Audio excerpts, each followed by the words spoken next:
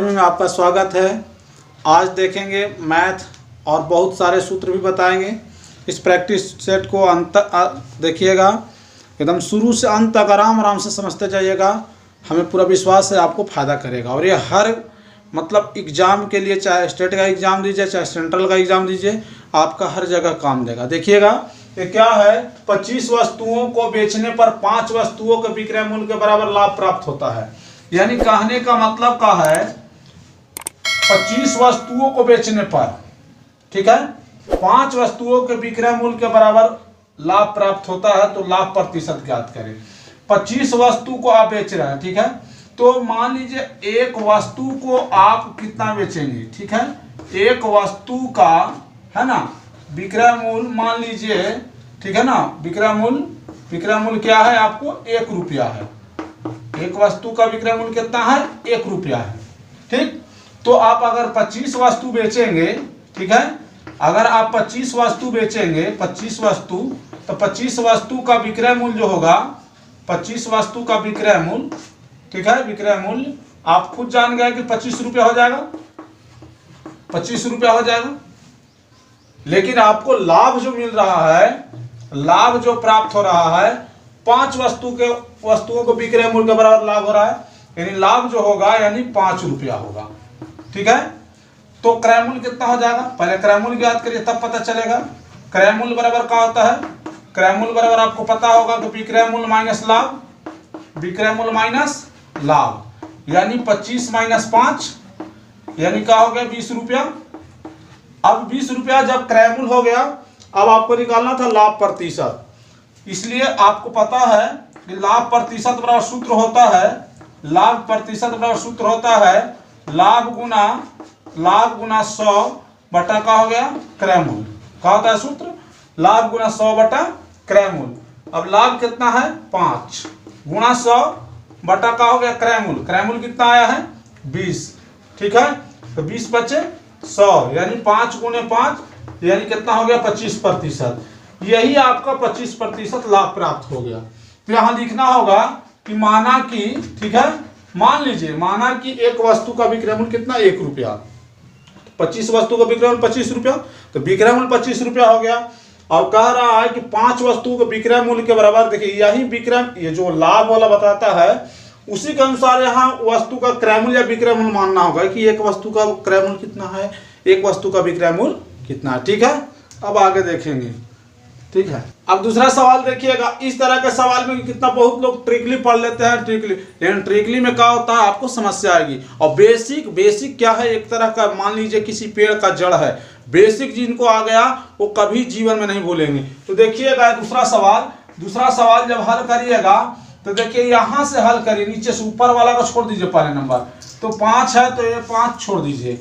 अब यहां से हल करिए, 5 है 25, ठीक है, 5 है 25 और 1 26, ठीक है, और फिर ये कहाँ चल जाएगा 5, यहाँ 5 एकम 5 ऊपर, ठीक है, याद रखिए फिर से 5 है 25, ठीक है, यानी इसको भी रहने देंगे 5 प्लस 1 बट्टा, ठीक है, इसका पहले काम करेंगे 5 है 25 प्लस 1 यानी 25 प्लस 1, लेकिन ये 5 है ना से यहाँ 1 के पास चला जाएगा यानी यहाँ पास चला जाएगा। ठीक है, हो गया।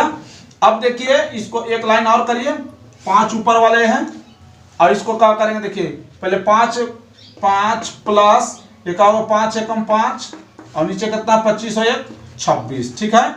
अब आप देखिएगा इसको 26 में 5 से गुना करके अरे प्लस 5 करेंगे, यहाँ भिन्न के जोड़ कर रहे हैं, यहाँ भी भिन्न के जोड़ किए थे 25 एकम 50 25 और 1 26 किए थे। उसी तरह 26 में 5 से गुना करेंगे प्लस 5 करके 26 यहाँ गुना कर देंगे, यानी 5 ये जो है ऊपर में यहाँ ऊपर में चले गए 26, ठीक है। अब नीचे यहाँ का हो गया ये 5 गुने 26, ठीक है, कितना हो गया ये 5 गुने 26, 5 गुने 26 प्लस कितना हो गया ये 5, ठीक है। अब उसके बाद आप गुना करिए, 6 5 30 के 0 और 5 दूनी 10 और 3 13 130 और नीचे भी कितना हो गया 130 प्लस 5 यानी कितना हो गया आपको 130 बटा 135। अब इसको 5 से काट दीजिए, 5 से काटिएगा तो क्या हो जाएगा, 5 से काटिए, 5 दूनी 10 5 6 30, ठीक है, और यहाँ 5 दूनी 10 5 7 35 कितना आ गया 26/27। 26 का हो गया 27। इसको लोग ट्रिकली बना लेता है, लेकिन ट्रिकली देखिए बेसिक क्या है, बहुत अच्छा लगता है। बेसिक आपको हमेशा काम देगा। ठीक है, अगला क्वेश्चन देखिएगा। तीसरा सवाल देखिए क्या कहता है, यदि 7 क्रमिक संख्याओं का औसत 20 है। पहले नंबर देखिए 7 क्रमिक संख्या कहेगा तो आप इस तरह मान लीजिए, जैसे प्रथम संख्या से शुरू करिएगा। प्रथम संख्या जैसे मानिएगा इसे लिखिएगा तो माना कि ठीक है, माना कि प्रथम संख्या, आराम से बेसिक से चलिए, माना कि प्रथम संख्या x। देखिए हम जो भी बताएंगे आपको मैथ एकदम पूरा बेसिक ढंग से बताएंगे। आप अगर बेसिक जान जाइएगा तो ट्रिकली को, मतलब ट्रिकली तो एकदम और आसान हो जाएगा, इसलिए बेसिक जरूर जानिए। ठीक है, तो अब देखिए पहला संख्या x हो गया और दूसरी संख्या इसी तरह मानेंगे, दूसरी संख्या, तो दूसरी संख्या का हो जाएगा x। देखिए कहा कर, यदि 7 क्रमिक संख्याओं का दूसरी संख्या का हो जाए x+1। ठीक है, इसी तरह मान लीजिए तीसरी संख्या इसी तरह लिख देंगे, तीसरी संख्या x+2, चौथी संख्या इस तरह इसे लिखते जाएंगे, चौथी संख्या, ठीक है, चौथी संख्या x+3, यानी इसी तरह चले जाएगा 7वीं संख्या तक। और 7 संख्याओं का औसत कितना है, 20 है। ठीक है, 7 संख्याओं का औसत कितना है, 20 है। तो क्या देखिए आपको पता होगा औसत बराबर का होता है, औसत बराबर का होता है प्रेक्षणों का योग। ठीक है, प्रेक्षणों का योग, ठीक है, प्रेक्षणों का योग बटा प्रेक्षणों की संख्या, प्रेक्षणों का योग बटा प्रेक्षणों की संख्या होता है। ठीक है, प्रेक्षणों की संख्या इस तरह से लिख दीजिए, प्रेक्षणों की संख्या। अब जैसे मानिए चौथी संख्या है तो एक बढ़ते जाएगा, जैसे 5वीं कोई कहेगा कि 5वीं कितना होगा। ठीक है, पांचवी संख्या x+4 होगा, इस तरह से बैठा देंगे। अब देखिए औसत क्या है, औसत आपको दिया है 20। ठीक है, अब सातों संख्या का होगा x से चालू होगा, x+1, फिर x+2, फिर x+3, फिर x+4, x+5, x+6, x, बस इतने तक।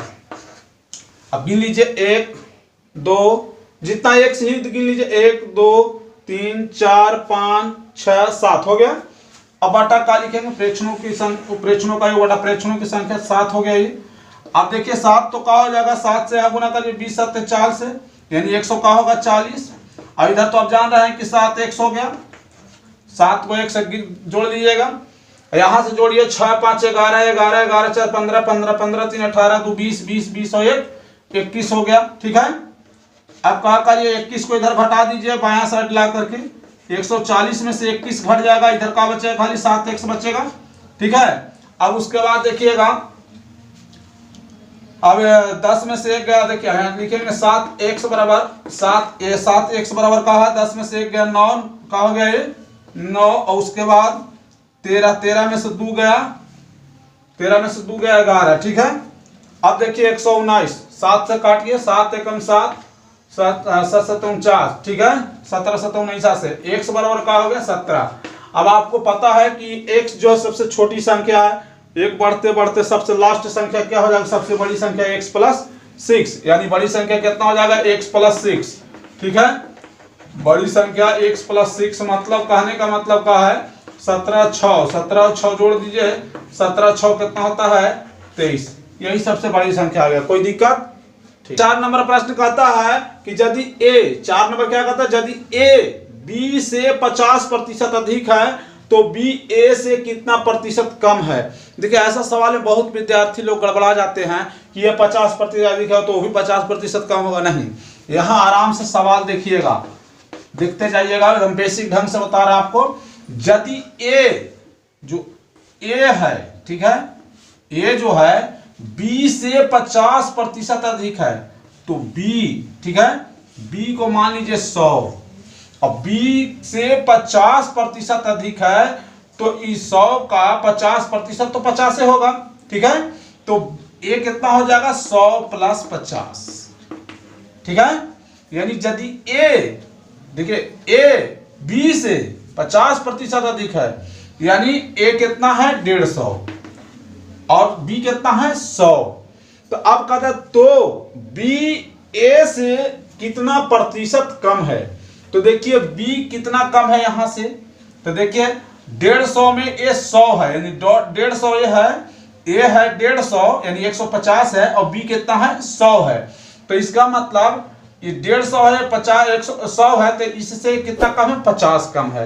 यानी लिखेंगे चूंकि, ठीक है, चूंकि बी जो है ना, बी 150 में, जैसे देखिए चूंकि बी जो है, ठीक ना, चूंकि बी 150 में 50 कम है, ठीक है, चूंकि बी जो है ए से, बी चूंकि बी ए से, ठीक है, चूंकि बी ए से 150 में 50 कम है। कितना कम है? 150 में 50 कम है, इसलिए बी ए से एक में कितना कम होगा? 50/150। लेकिन पूछ रहा था बी ए से कितना प्रतिशत, प्रतिशत का मतलब होता है प्रति जोड़ शत, माने 100, शत माने 100, इसलिए क्या कहेंगे? बी ए से 100 में कितना कम होगा, ठीक है, यानी क्या करेंगे? 50 गुणे ऊपर 100 लिख देंगे और नीचे कितना है? 150, ठीक है। तो 50 दिया 150 हो गया, यानी 100/3, 100/3 को आप कह सकते हैं 33.1/3%, ठीक है। कहीं दिक्कत? हमको पूरा विश्वास है कहीं दिक्कत ना है। देखिए सवाल क्या कहता है, यदि कोई धान 10 वर्ष में दुगना हो जाता है, यानी यहीं पर समझ जाइए आराम से कि मान लीजिए, ठीक है, माना कि, ठीक है, मूलधन जो है, माना कि मूलधन जो है से क्या है? P है, ठीक है, लेकिन समय 10 वर्ष, समय कितना है? समय 10 वर्ष, समय 10 वर्ष, समय क्या है?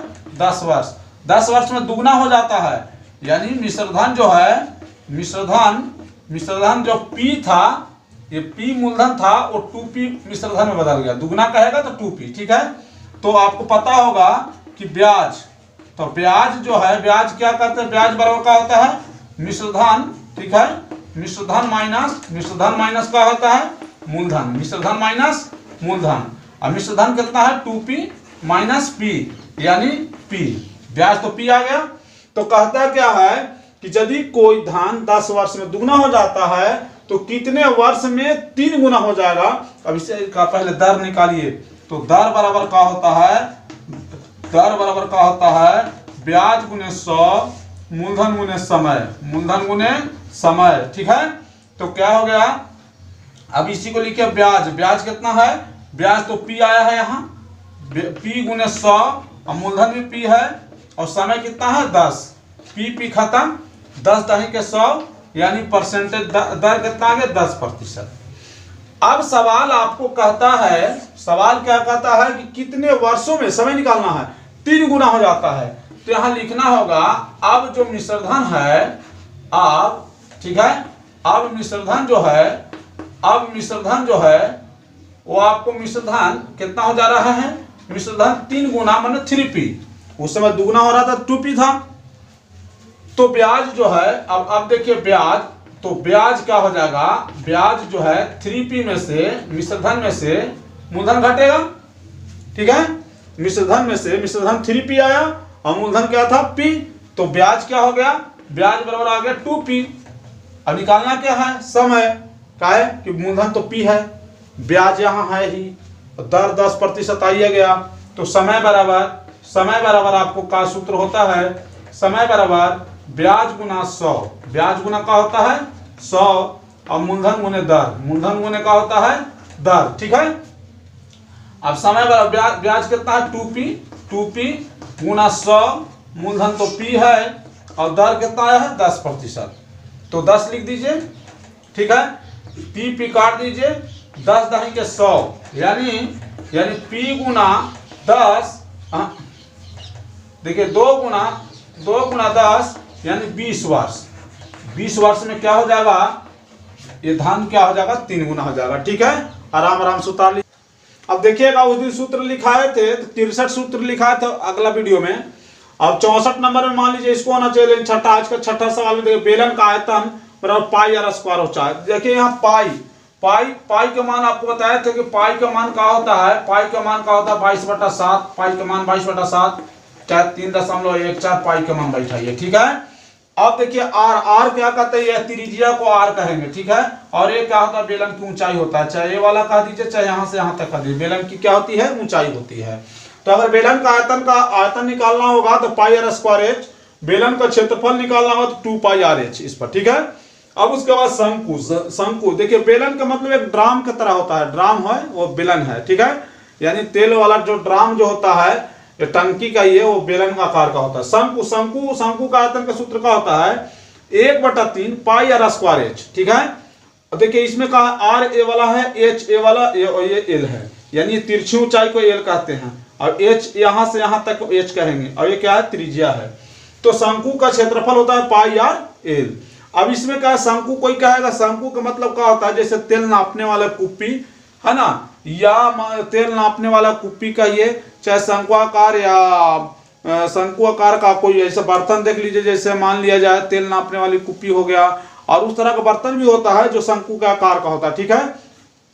10वां नंबर प्रश्न कहता क्या है, यदि किसी संख्या के 70% में 70 जोड़ा जाए तो परिणाम क्या है, 150 का 70% हो जाता है, तो संख्या ज्ञात करें। जैसे ही कहता है 10वां सवाल में तुरंत संख्या मान लीजिए, यानी माना की संख्या, ठीक है, वह संख्या कितना है, वह संख्या कितना है, x है, बस x मान लीजिए। x के 70% में, प्रश्न से आइए एकदम, देखिए बेसिक ढंग से आपको बता रहे हैं, बेसिक से ही चलेंगे, ट्रिकली नहीं। संख्या के 70% में, यानी x का 70% में 70 जोड़ा जाए तो बराबर में क्या प्राप्त होता है, 150 का 70%, 150 का 70%, ठीक है। अब देखिएगा x गुना 70/100 प्लस 70, ठीक है, बराबर क्या है, 150 गुना 70/100 हो गया, का मतलब गुना हो गया। 00 से 00 काट दीजिए, अब यहां भी 10 से 10 काट दीजिए। अब आपको क्या बच गया, यहां 7 से 7x बट्टा का बच गया ये 10 बराबर प्लस कितना है आपको 70, और यहां गुना करके देखिए 15 में 7 से गुना करिए, 15 7 75 से 105 होता है, ठीक है, 105 हो गया।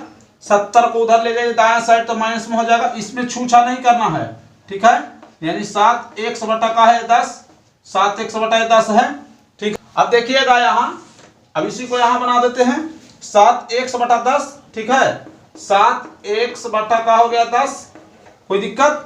70 को उधर ले जाए घटा दीजिए, यानी 105 में से 70 घटा दीजिएगा तो आप खुद जान रहे होंगे 7x तो 7x बटा 10 है ही, इधर क्या है 105 में से 70 घटाइए तो कितना बचेगा, 35 बचेगा। 7 से काट दीजिए, 7 5 का हो जाता है 35, 5 से तिरछी गुना कर दीजिए, यानी x बराबर का बचेगा 5 गुने 10, 10 5 का होता है 50, यही आपका वह संख्या आंसर हुआ, ठीक है।